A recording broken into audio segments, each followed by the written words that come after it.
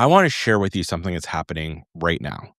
There are leaders in the AI space who are being very transparent that AI is going to displace millions of jobs. And they're also trying to sell that people are going to need some sort of basic income safety net in order to accommodate this change. But these are the same people whose political allies have just passed the largest cut to food assistance in American history.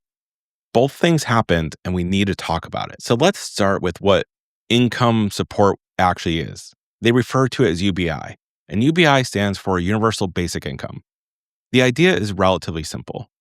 Every adult who's working age would get a paycheck from the government. No job requirement, no means tests, just here's money to live on. And who's pushing this idea?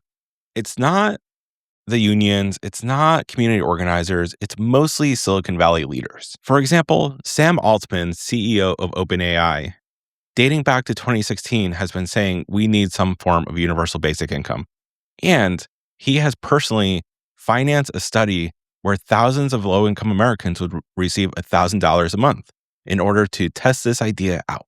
Elon Musk at the World Government Summit back in 2017 also said that we're going to absolutely need some form of universal basic income.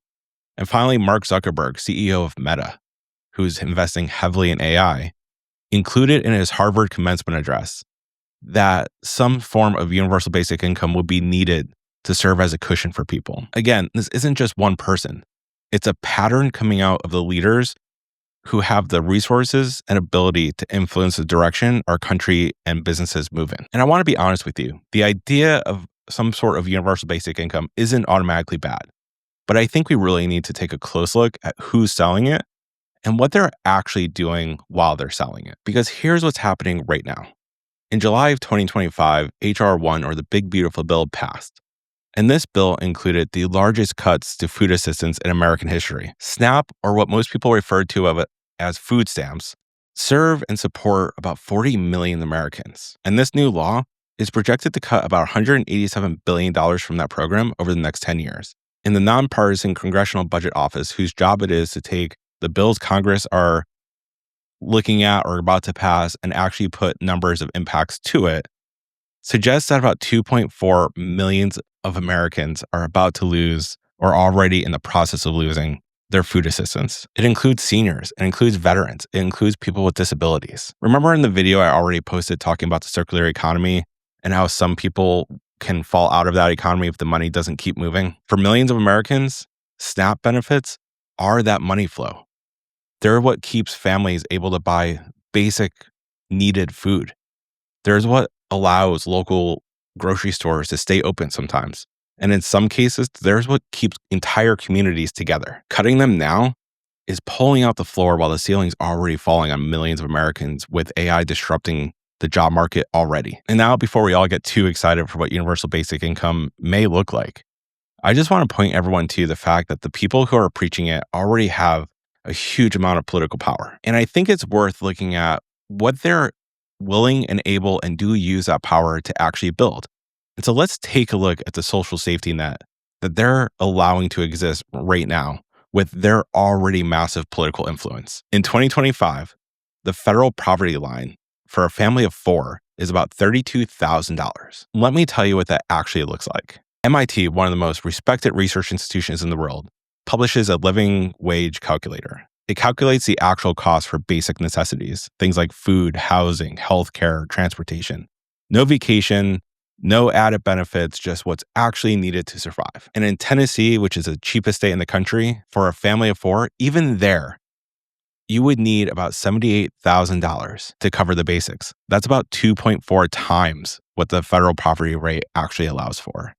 And that's what's connected to all the current safety net programs that we actually have. In the most expensive states, it's easily 4 times that amount. Not 10% more than the poverty line, not 50% more, 2.4 to 4 times as much as what they allow to exist right now. And the SNAP benefits, the maximum benefit for a family is about $973 a month. That's roughly $8 per person per day. And that's it. That's the floor they chose to build with the political power they already have. And they've had plenty of opportunities to help make this entire economy far more livable for millions of workers along the way, but they haven't for decades.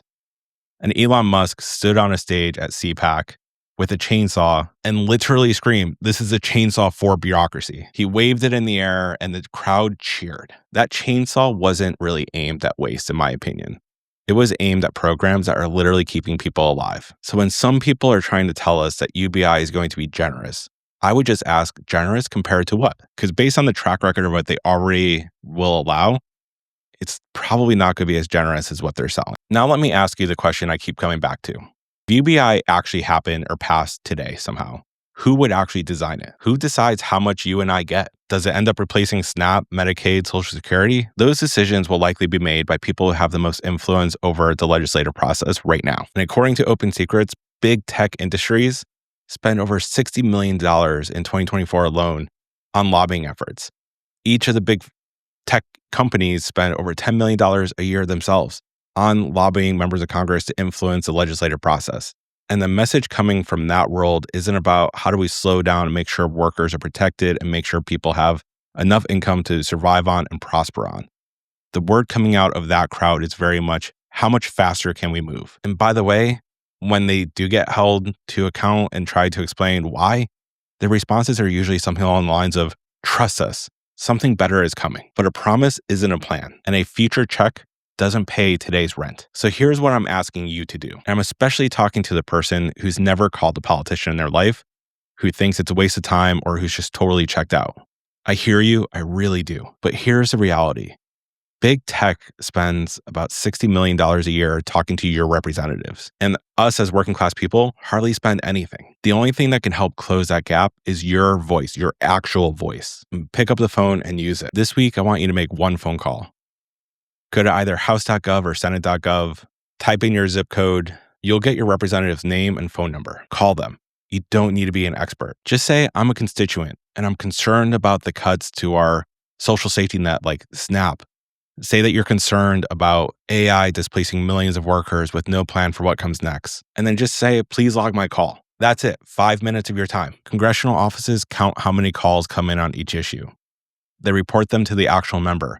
10 calls on one issue is enough to move the needle on that particular member of Congress. You're not powerless here, and you're definitely not alone. And drop a comment below if you actually made that call. Let's see how many people in this community took one step this week to build a better future. And if you haven't watched the previous videos I talked about the economy, please go back and watch. I'm creating a little mini series here that's meant to build on itself just a little bit. And if any of this matters to you, throw a comment below and let me know.